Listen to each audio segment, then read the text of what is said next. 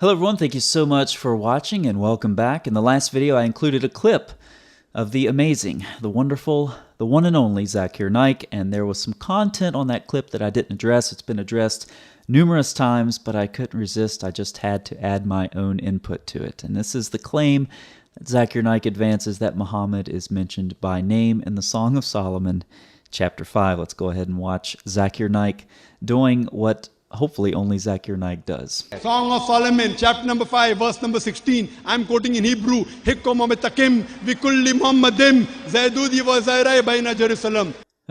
ZAKIR NAIK says he's quoting in Hebrew. Is he really? Let's listen to his quote. We'll start with just the first couple of words. Hiko mamatakim. Hiko mamatakim. Let's look at what the Hebrew actually says here. All right, so this is the word, it's mamtakim, okay, that's what the word is. He's saying mamatakim. Now, why does this matter? Well, it matters because it illustrates that he doesn't know the very basics of Hebrew syllabification pronunciation. Okay, this is a shawa, or shava. It's a half vowel. It's a vowel in Hebrew that has no vowel class or no vowel type. Okay, there's really nothing analogous to it in English, so it is what it is. Now, the schwa can be vocal or silent. It's silent if it's preceded by a short vowel, and here we have a short vowel. This horizontal stroke here is called a pathic. It's a short A-class vowel that immediately precedes the schwa, which means the schwa is silent. So it's not mamatakim, it's mamtakim. That's why when you look at the transliteration over here, it's one syllable, mam, not mama. Okay, so for someone who knows Hebrew and listens to ZAKIR NAIK, it's like, I don't know what you're quoting, but it illustrates that he doesn't even know the basics of Hebrew syllabification pronunciation. But it doesn't stop there. Let's go a little bit further. All right, so there you heard it. Let me play that again. Did you hear it that time? Zaydudi. Zaydudi. Okay. Zaydudi. You heard it. You heard it from ZAKIR NAIK first. This is the word that ZAKIR NAIK is referring to in Hebrew. Okay, it's a long O class vowel. Okay, this is a holem vav right here. It's not duty. Okay,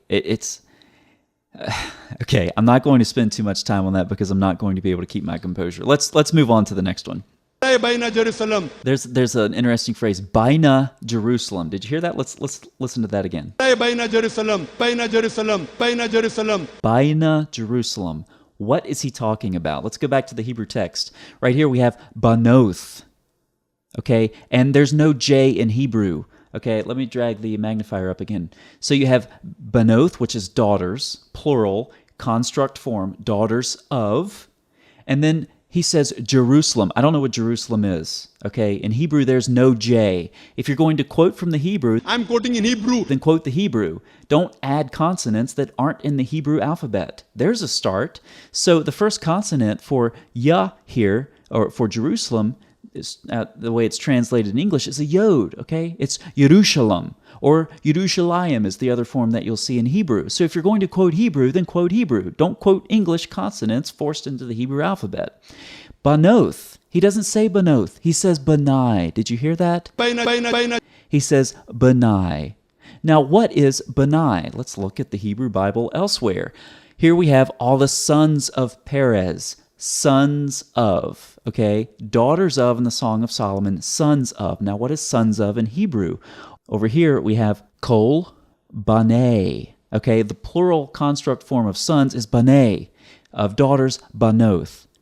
So ZAKIR NAIK means to say, over here, he means to say banoth in the Song of Solomon, but instead he's saying banei. He means to say daughters of Jerusalem, but he says sons of. So, what do we know from this so far? Well, we know that we're on very good grounds. I mean, for me, I want to learn Hebrew. I want to learn what the Hebrew Bible says from someone who doesn't even know how to pronounce basic Hebrew words. I want to learn Hebrew from someone who doesn't even know basic Hebrew pronunciation and syllabification. That's what I want to do. And what we know from this short quote that ZAKIR NAIK attempts to render in Hebrew, what we know is that we are on very good grounds for believing what ZAKIR NAIK says about finding the name of Muhammad in Song of Solomon 5:16. I mean, what more credible source could you go to? So you may look at my screen here and say, Song of Solomon 5:16, I don't see Muhammad in the English translation. Okay, I have the words highlighted for the Hebrew and the English, but it doesn't say Muhammad. But ZAKIR NAIK says Muhammad is mentioned by name, so what's going on here? Well, here's what's going on. You're not using the right translation. Maybe you're using some translations like the ESV or the New King James, King James, or the NIV. What you need to use is the ZNT. The ZNT. That is the ZAKIR NAIK translation. Okay?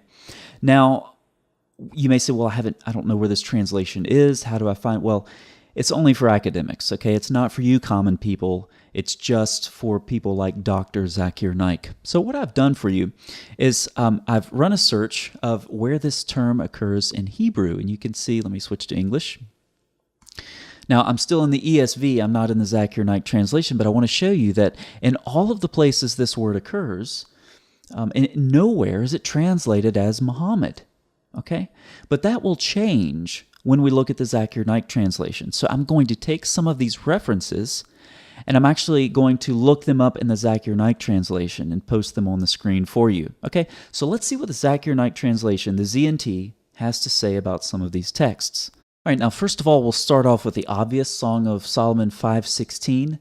And you can see the quality of the scribal corrections here is just astounding. I mean, you can see why this is the academic-only version of the ZAKIR NAIK translation. His mouth is most sweet, and he is altogether Muhammad.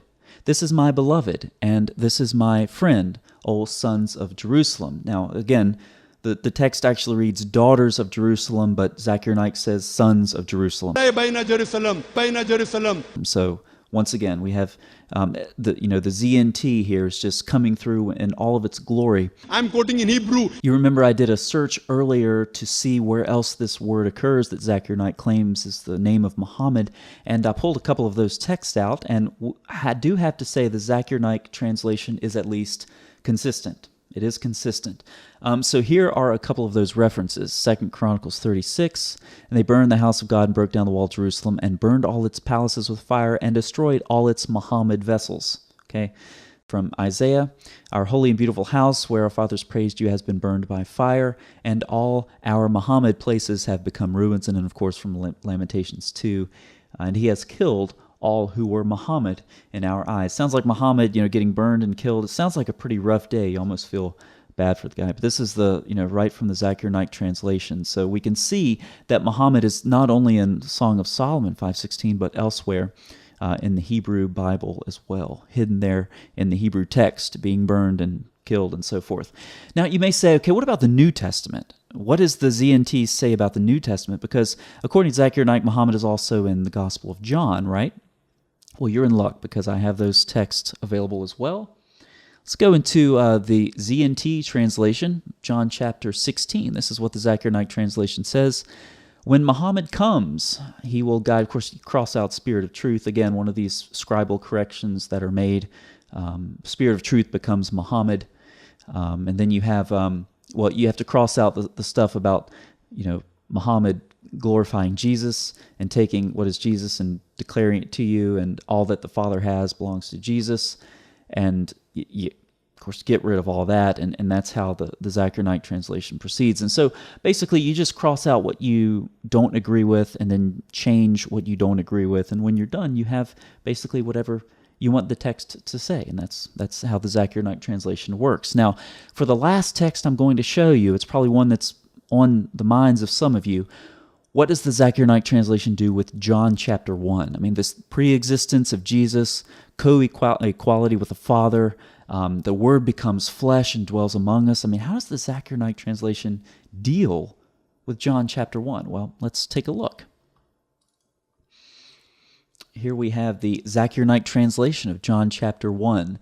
There was a man sent from God whose name was John. He was not the light. And then skipping down here, for the law was given through Moses, and no one has seen God. And that's the ZAKIR NAIK translation.